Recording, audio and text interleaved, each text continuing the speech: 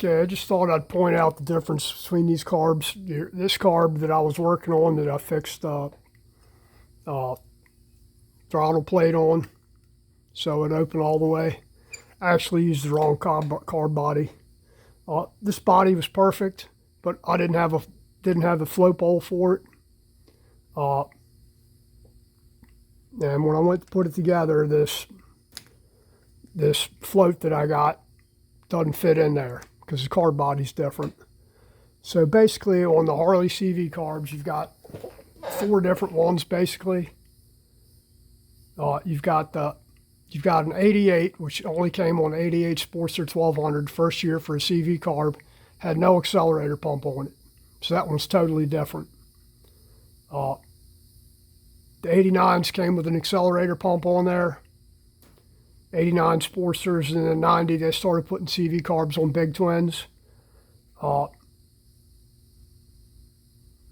So anyway, let's get to it.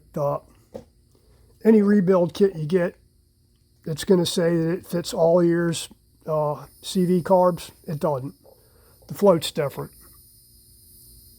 The jets will all fit. The diaphragm slide will fit. The top of the carb fits. Everything else will work on the carb. But when you go to get a float, if you need a float, it'll come with a float. It's not going to fit in there. Fits perfect in the 93 and later, because there's a dash 93 carb and it's probably a C or a D. I forget what the upgrade was. 93C is what I can remember, but they might have they update them. Every time they do an update, they add a letter after the year of the introduction. So 93 would be the dash 93, would be 1993. A would be the first change, B would be the second change, C would be the third change, D, E, F, whatever, all the way up. That's the way Harley part numbers work. So this is dash 90C. It fits 90, 91, and 92. And then they changed it to 93. This is dash 99C.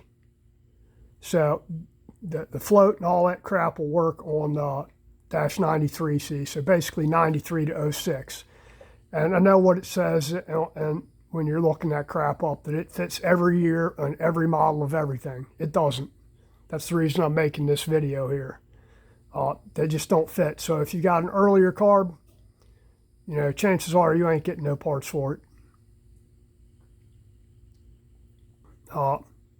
I'm using this dash 99C because that's the only float I have.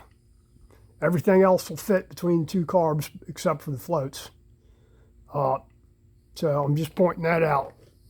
So this carb that I did the throttle stop on, I used the wrong body. So I had to grab another carb body, which I just spent how long trying to get the damn air fuel screw out of, because I spent over an hour, maybe 2 hours trying to get the air fuel screw out. That was pretty much locked in there, and somebody had drilled the top of it off, so it actually had no slot left.